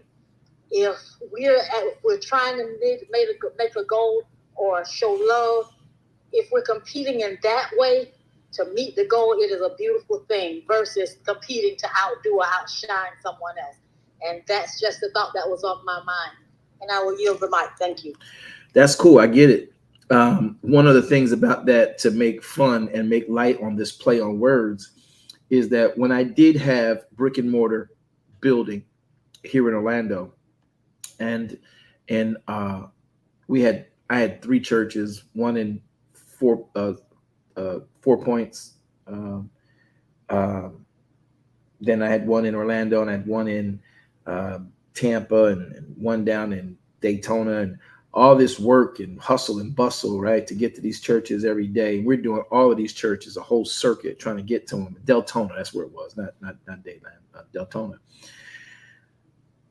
But what we would do, it was funny because our leadership and our ushers, all of them are ministers, ordained, studious. The ushers of the tabernacle were the Levites themselves. So these were not just greeters who could smile at Walmart and greet you at, Applebee's or TGI Fridays and say, hey, welcome. No, that wasn't what an usher is. They had to be as studious about the word as I had to be, and they had to be ordained in the word, not ordained as a deacon or a deaconess. That's Greek. That's not what we're doing. They were literally ordained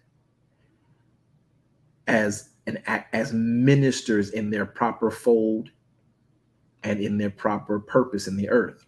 And so for me, let's just say I go and hang out and start serving under Dr. Youssef because Yahweh tells me to shut down. Well, I'm gonna be the best servant and usher in his camp because I'm going to be an extension of him, and he's an extension of the Torah, and we're both extensions of the Torah. He is the one who's been set in place. So in that construct, so what we would do, I would love to be in a ministry where I'm not doing, the buck stop here. But even with that, I'm not, because I want everyone in ministry with us to do my job.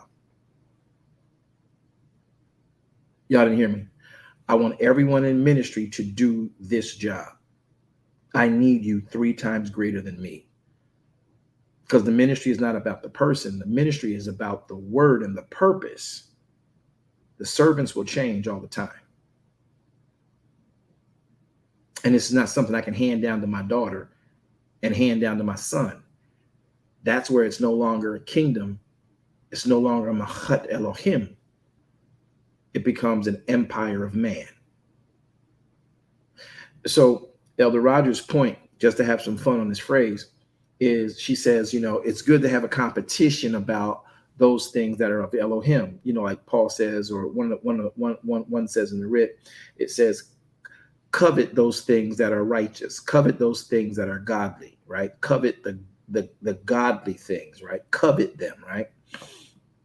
So what we would do in our brick and mortar churches at that time was we would compete to clean the church.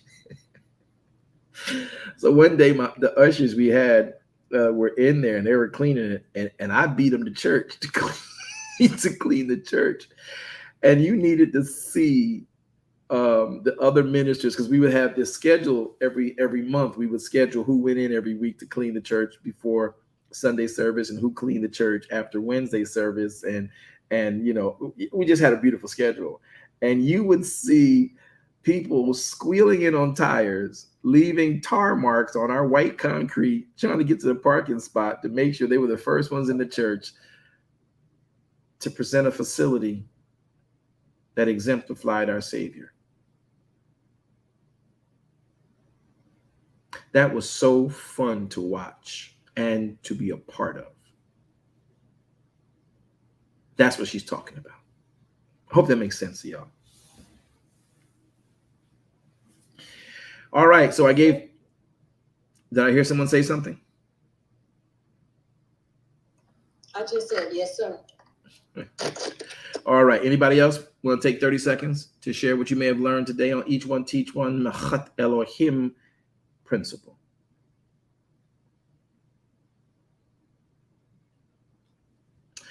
All right. Well, moderators have told you why we're here. Again, remember, June 4th, people. June 4th, June 4th, June 4th, June 4th, at sundown is Sivan 6, the year 5782. That is Shavuot. We are but days away from one of the most magnanimous and truly empowering and commemorative services that Yahweh has commanded that we could ever have. And that is when we celebrate the giving of the Torah. We celebrate the instructions of Elohim to humanity, because the Torah is the instructions for the Machat Elohim. It is the antidote for the woes of our world. Let us strive to enter in. Let us labor to enter in. And as Devarim 16:16 states, don't come before him empty. This is one of those 3 times that Yahweh would for us to come, present our bodies as living sacrifices, holy, kodesh, and acceptable unto Elohim. It's our reasonable service. So I hope that you guys will join in. And those of you who are proclaiming Pesach, I'm going to need to have this board lit up. I proclaim Pesach. Facebook, I need everybody to type it in. Come on. I proclaim Pesach. Those of you on Clubhouse, you can come off and say, I'm proclaiming Shavuot, Shavuot, Shavuot. I proclaim Shavuot. And we want to get going on that. So that's it. That's it. I see y'all Facebook. Type it in there. I proclaim Shavuot. I proclaim Shavuot. All right, we're going to let you guys go. My name is Apostle B.W. Jones. It's been a joy and a pleasure. May you all that are in your Sabbath and your Shabbat make it a time according to his word. Stay in his word. Don't speak your own words. Don't do your own thing. Don't find your own entertainment. And make it your business today to keep your mind stayed on Adonai and he will keep your mind in perfect shalom. Yahweh, I thank you for the day, the time, the pace, the space. We ask you now that the words of our mouths and the meditations of our hearts be acceptable, literally in your sight. Anything that was spoken out of carnality, I ask you to strike it from the record and then reveal it to me so I can correct it. Anything that has and everything that has been spoken in the righteousness and the intentions of you, let them marinate and saturate the hearts of your people and your believers. This we pray and we ask in the precious, mighty, matchless name of Yahushua HaMashiach, our Savior and our King. We all say amen. Now listen, may Yahweh bless you and keep you. May Yahweh make his face to shine upon you and be gracious unto you. May Yahweh lift his countenance upon you and grant you all 13 attributes of his shalom. In the mighty name of Yahshua HaMashiach, we all pray and we say, amen. All right, everybody. This call will be ending in 5, 4, 3, 2, and 1.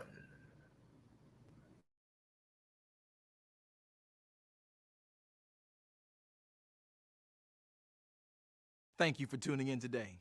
I hope that this message has been a blessing to your very life and your soul, and more importantly, your walk with the King. Well, we have come to the end. I hope that you would consider becoming either a partner with us in ministry, or if you're not already a kingdom citizen, consider becoming one. By doing that, you can sow into this ministry so that we are able to continue to teach this type of ministry at a grand scale. Join us on all of our social media platforms and visit our webpage to make your contributions sure. Thank you. Have a wonderful day. Shalom Aleichem.